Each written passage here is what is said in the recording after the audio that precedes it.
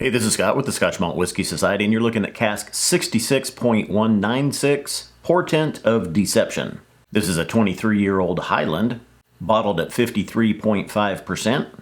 It's in our lightly peated flavor profile, and has a double cask maturation. First being an ex-bourbon hogshead, and the second is a second fill ex-port hogshead.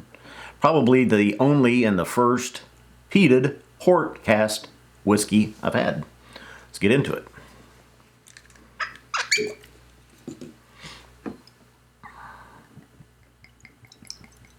On the nose, sweet fruit, tangy, peat, light port influence. Coming from a second fill port hogshead, I wouldn't expect a lot.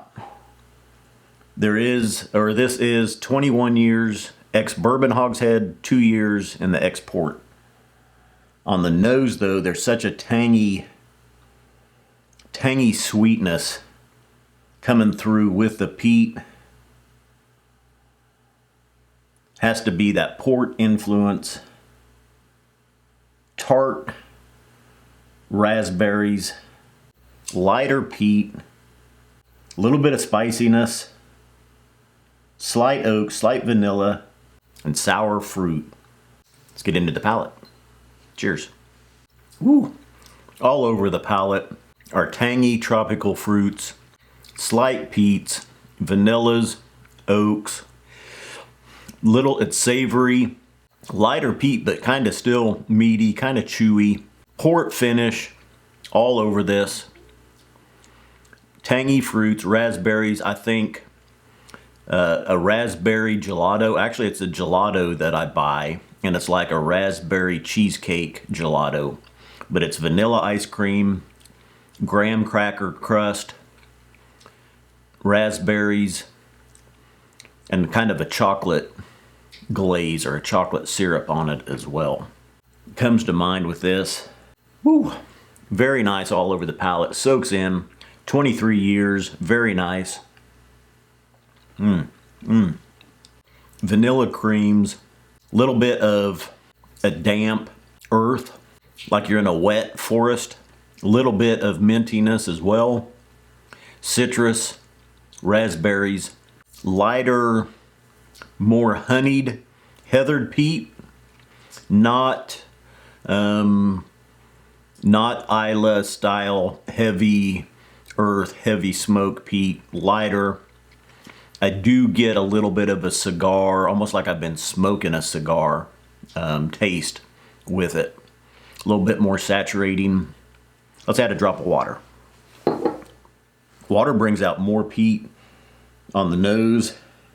Still the same tangy, sweet peat. Even at 53.5%, a drop of water is helping this one. It's really opening up some of those 23 years of oak tannins now. It's hitting the taste buds more, saturating.